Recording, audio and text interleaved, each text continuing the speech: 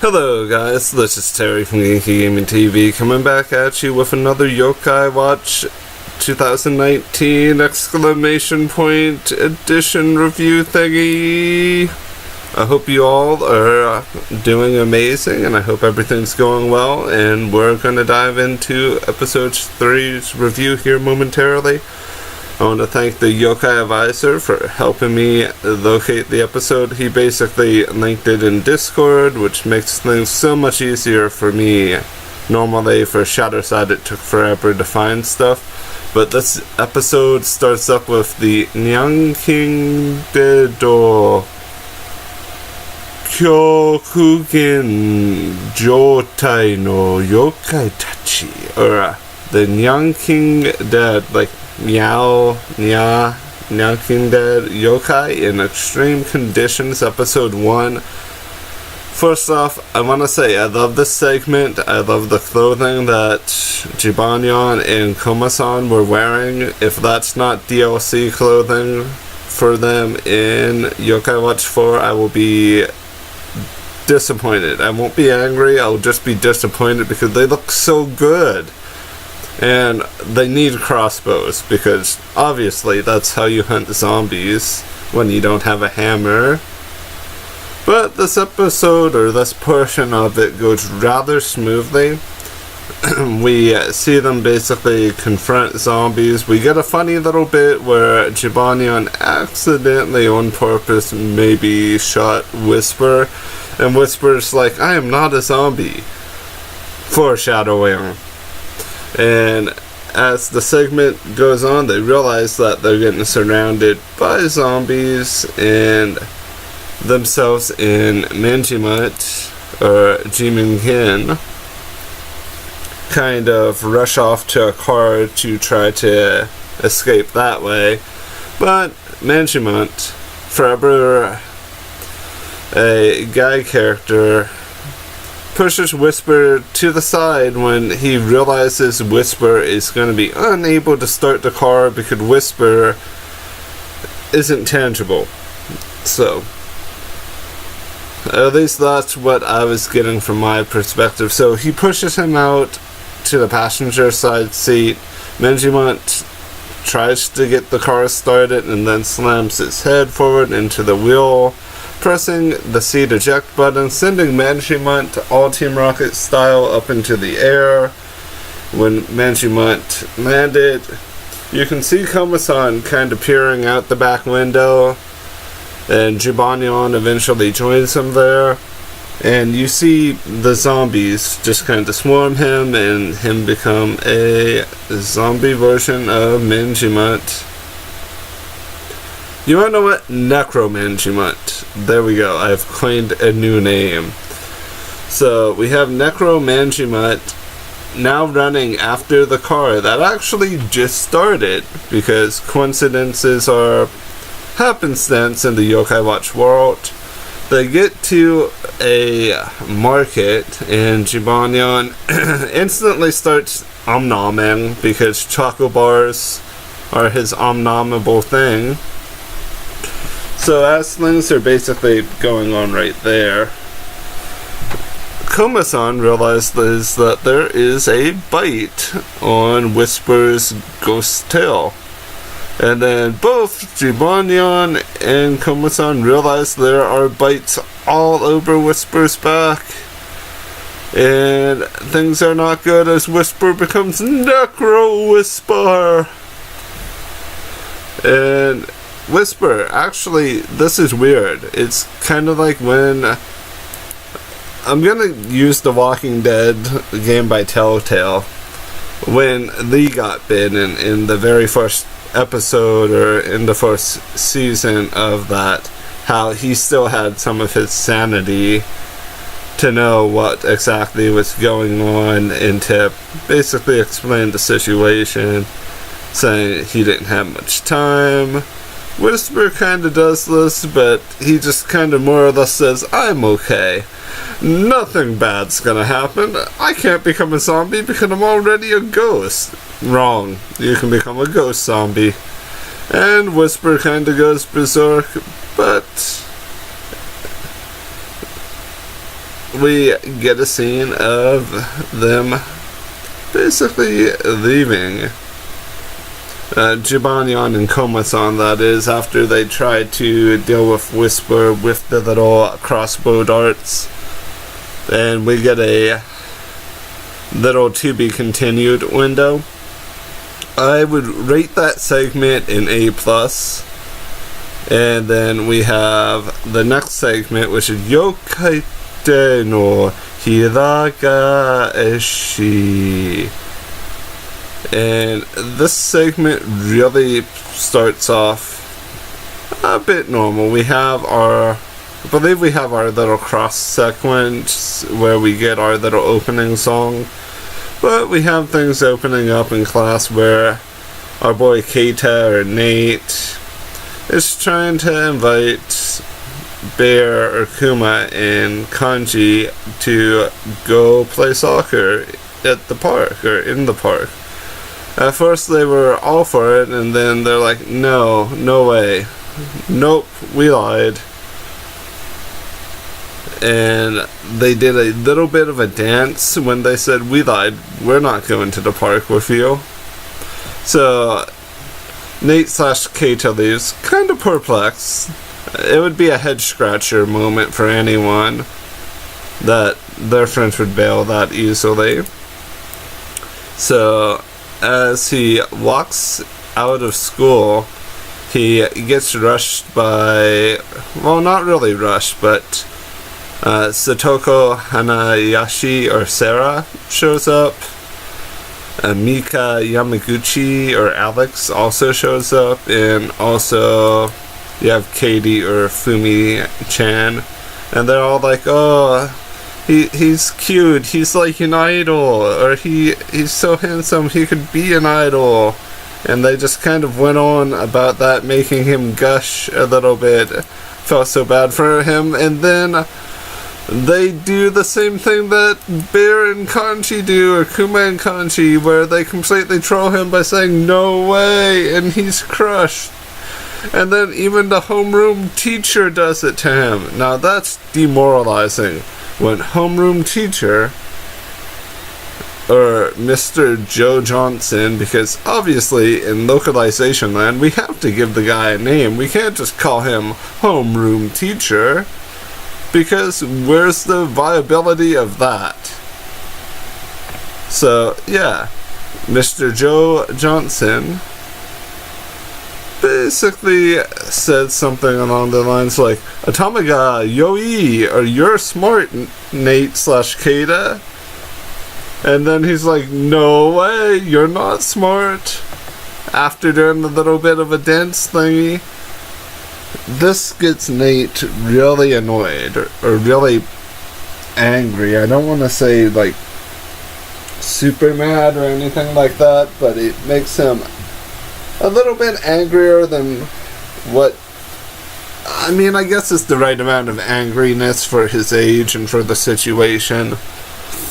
So Keita/Nate and Whisper begin to look for yokai, and after scanning a little bit they find Te no Hiraga Eshi, or Shaky, of the Erie tribe.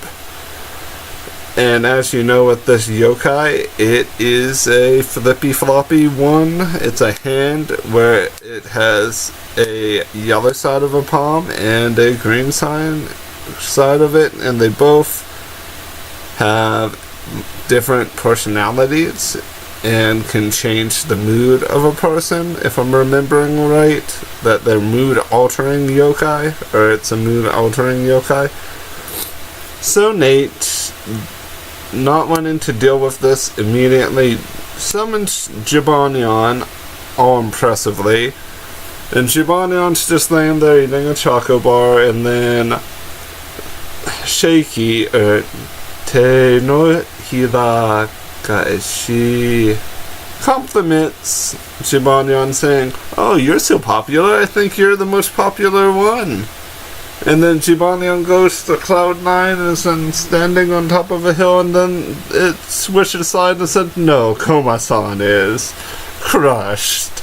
Poor Jibanyan. Then Nate realizes there's one yokai this won't work on. Manjimut, Jimin-kin. So he summons him. Manjimut gets crushed by girls. They're like, oh, you're so kawaii, you're so cute. And then they're like, no way. So Nate or Kata, being the smart boy that they are, they use the one chance side of Manjimut to make him become blonde Manjimut. We get a backstory of blonde Manjimut being Manjimut trained by a monk with a kendo stick or a wooden sword, that anytime he would think something lewd and his face would change, the monk would strike him down. Even sitting still meditating or sitting under a waterfall, the monk was there. So this pure ability that was developed by the blonde version of Manjimut, or the one chance side, was able to counter Shaky and defeat him. The hand. And in the process of doing so, Manjimut sees a pretty girl and then reverts back to normal and runs around her legs. And then the monk appears and cuts him down, or smacks him in the face with the wooden sword or the kendo stick. And then I believe we transition onto the 4 Koma section, which is the shopping one. Basically, Koma-san and Komajiro make a hot pot. Boom. That's basically what that equaled out to. But the shopping part was really cute. It's like everyone was saying, hey, we have this. You want to buy this. Like, here's some cabbage and spinach. Here is some bacon. Here is some fish. And then we have the second part of the Geezer Wig Club lesson 2. Or Osanzu the Boo lesson 2. It's a pointless little segment about a 40-year-old guy who's going partially bald in his... Well, I say partially bald, but no, he's full bald. Part of his wig comes up and it's only sticking on the one side of his head, and he basically says something along the lines of, I don't remember the full thing because the segment really felt, it wasn't funny. It was not funny. I guess I'm not 10. And seeing someone's wig fly up like that, just like in public, you just kind of walk away.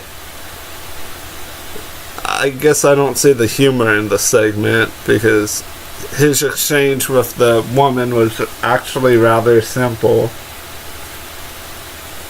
And then she laughs, because obviously we laugh at people's misfortune. She must be a yokai. But with that segment out of the way, we go to one of my favorite segments, Nippon Zenkoku Komami Sagashi no Tabi Shuma or Shukamachi Hin, or the journey across Japan searching for Komami Chinatown edition. And in this part of the episode, we basically see Koma-san and Komajiro get a Skype call or it is basically Skype or FaceTime with their mom, who says Komami might be in Chinatown, or might imply that she's there. You should probably check the Instagram to see where Komami Yorimoto is, or your sister is.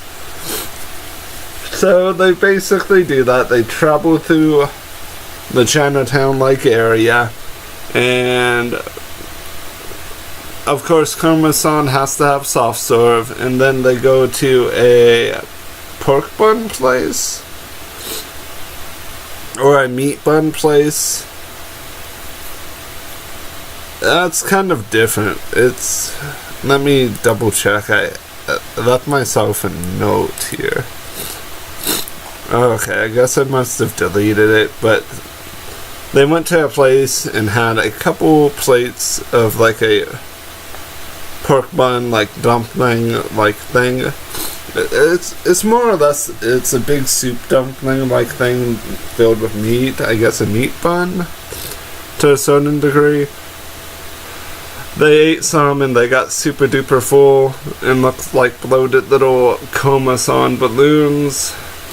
But they went there after they went to a museum area and saw Komami, or the statues. And then people started taking pictures of Koma-san, and he and Komajiro bailed to the restaurant.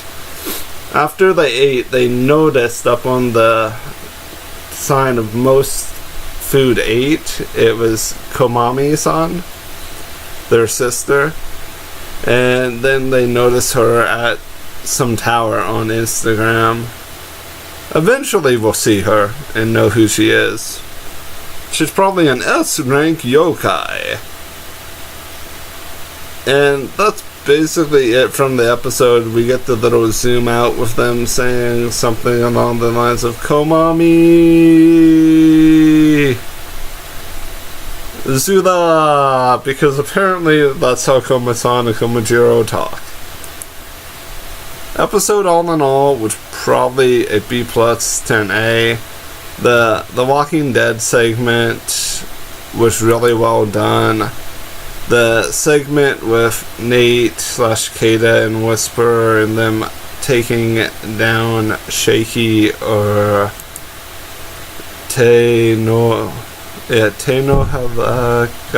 Havagashi was really good. The 4 Koma section was really good. The Geezer's Wig Club lesson 2 was lame. And then the journey across Japan searching for Komami, Chinatown, or Chukamachi was pretty good. All in all, the episodes are flowing together pretty good. Just no more Geezer Wig Club or Osan Zula Boo. It's just not funny. It's silly, but it's not. It didn't make me laugh. I legitimately laughed out loud at the Nyalking Dead stuff and at the whole part with Shaky or the great and powerful Te no Hira Gaishi. And the Koma-san, or the 4 Komas thing was cute, and the traveling to Chinatown thing was really well polished, even though it was mostly just, we're going here and we're going to eat and take pictures, or look for Komami. I want to thank you all for your support. I hope you guys have a wonderful morning, afternoon, and or evening. I don't have a like goal for this video or anything like that, but if you feel like you're missing my videos or missing things in general, please hit the bell button. I usually am not the type of person who says, hey, you need to hit the bell instantly. But if you're a fan of my reviews, please hit the bell so that you know when the reviews go up or close to it, or if you're a fan of my other content, just kind of keeps you in a loop when I'm uploading content. Makes it a little easier for you. And as always, thank you guys so much for all of the support, the comments, the views. You all are wonderful. If you celebrate Easter, have a wonderful, happy, safe, fun Easter with your friends and family. Bye-bye for now.